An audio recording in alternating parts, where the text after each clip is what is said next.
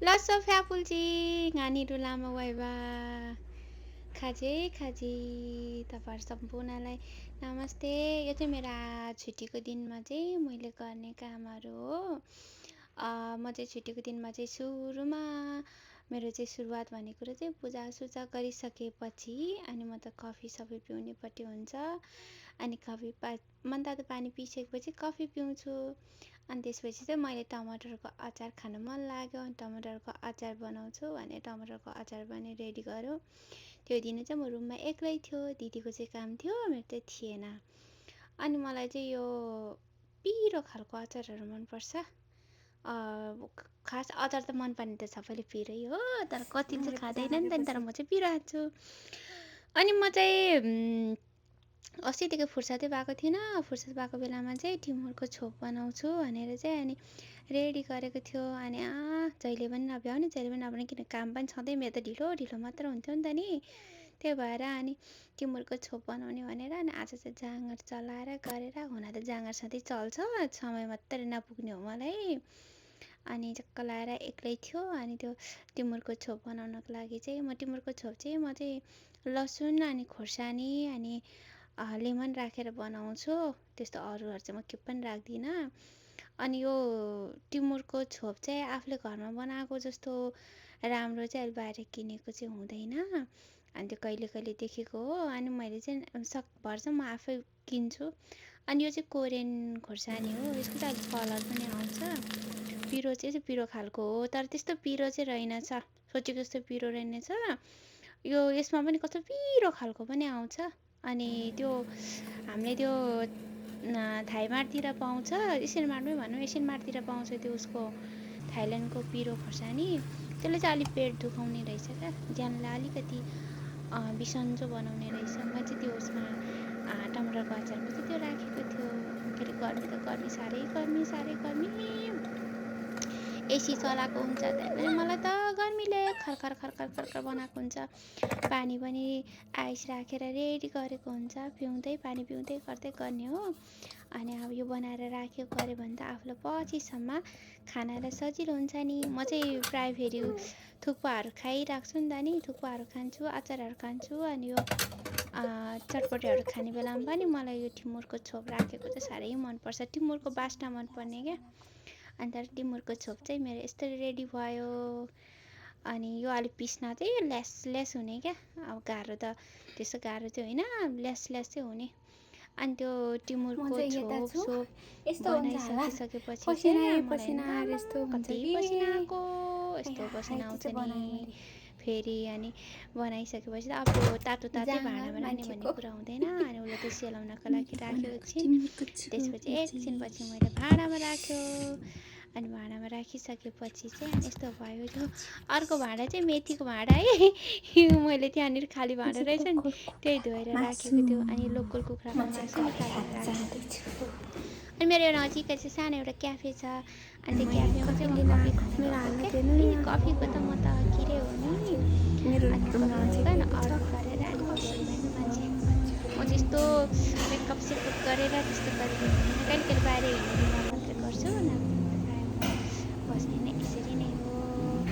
अनि पसिनाले म ढुकढुक्क भइसकेको थियो नि त नि, हुन्छ नि बोकेर आयो कफी सफी रेडी भइसकेपछि। अनि कफी रेडी भएर आएर त मेरो साथीहरू आउँदो रहेछ कामबाट। अनि के खाऊ भन्यो उनीहरूले।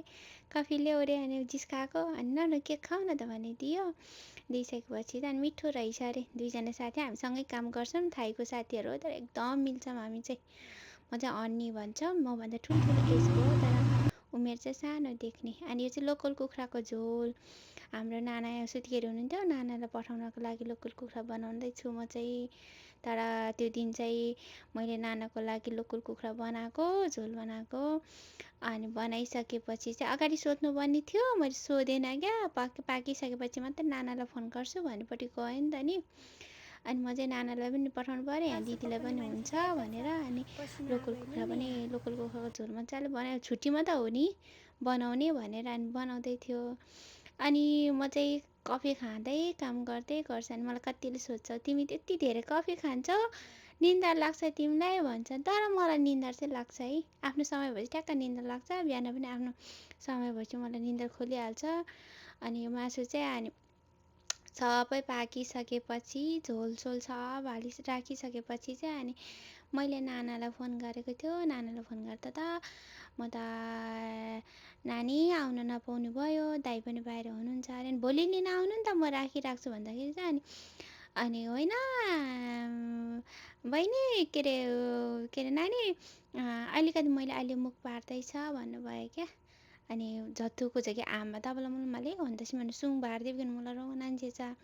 अनि म चाहिँ यता काम गर्दै गर्दै दिदीले चाहिँ फर्सीको मुन्टा केलाउन लायो। अनि यो चाहिँ मेरोले बिहान बिहान खाने ओट्स हो। ओट्समा चाहिँ मैले अर्को कर्नफ्लेक्स पनि ल्याएर मिसाएको। अनि म चाहिँ यो खाएर जान्छु बिहान।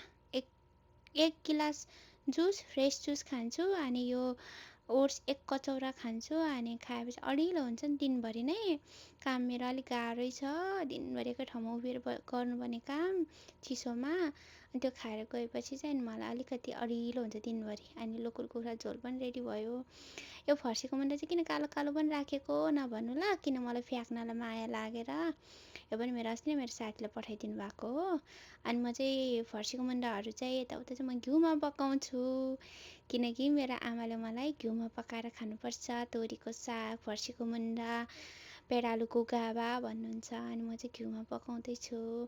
मलाई लसुन फुराएको साह्रै मनपर्छ। अस्ति अल्छी लागेर लसुन फुराएन, त्यति धेरै मिठो भएको थिएन क्या। त्यो लसुन कुट्नको लागि ढिलो भएको थियो राति, अनि लसुन लाएन। यसपालि चाहिँ मैले लसुन राखेको। अनि यता चाहिँ कुखुराको मासुको झोल रेडी भएको छ, उता चाहिँ मेरो फर्सीको मुन्टा। अनि मलाई यो फर्सीको मुन्टामा चाहिँ के अरे त्यो तपाईँहरूलाई कसलाई चाहिँ मनपर्छै पर्दैन हो, भट्टा भुटेर राखेको चाहिँ एकदम नै मनपर्छ। मलाई नि एकजना दिदीले सिकाउनु भएको, कुसिनी दिदीले, नानी यसरी खायो भने कस्तो मिठो हुन्छ अरे। अनि मलाई दिदीले एकचोटि पकाएर दिनुभएको थियो, मलाई साह्रै मिठो लाग्यो। त्योदेखि चाहिँ म फर्सीको मुन्टामा अनि यो सिम सागमा चाहिँ अनि भट्टै मिसाएर खान्छु। अनि यो चाहिँ फापर, कोदो, मकैको पिठो मिक्स गरेर अनि मैले ढिँडो बनाउँदैछु, किनकि मलाई साह्रै ढिँडो मनपर्छ। अनि यो सागहरूमा अनि यो अलिकति त्यो गाउँबाट पठाइदिनु भएको दाल सागसँग अनि अचारसँग चाहिँ मलाई साह्रै ढिँडै मनपर्छ। छ्याम्बै ताङबो छिङ्बै छ्याम्बै ताम्बा।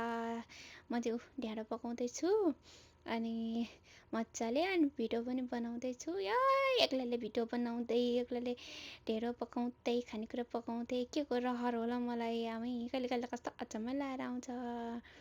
कहाँ यो पारर भिडियो हेर्नु भएको जस्तो सजिलो कहाँ हुन्छ, कम त गाह्रो छैन यहाँ भिडियो बनाउनलाई।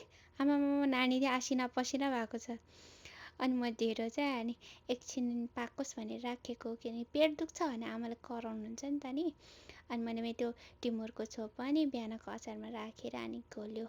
अचार त्यस्तो मिठो भएको थियो। यसमा मैले चुक राखेको पनि थियो। अनि मेरो रेडी भयो। अनि पाकेको काँक्रा, फर्सीको मुन्टा अनि खायो। अनि मेरो चाहिँ त्यहाँ भगवान थान्छ, अनि म ढोकेर खाएको क्या। यो चाहिँ मेरो आफ्नो बानी है, तपाईँहरूले कस्तो रहेछ चाहिँ नभन्नु ल, तर म चाहिँ यस्तो गर्छु। अनि म चाहिँ ढिँडो खाँदैछु। मलाई ढिँडो साह्रै मनपर्छ, साह्रै मनपर्छ।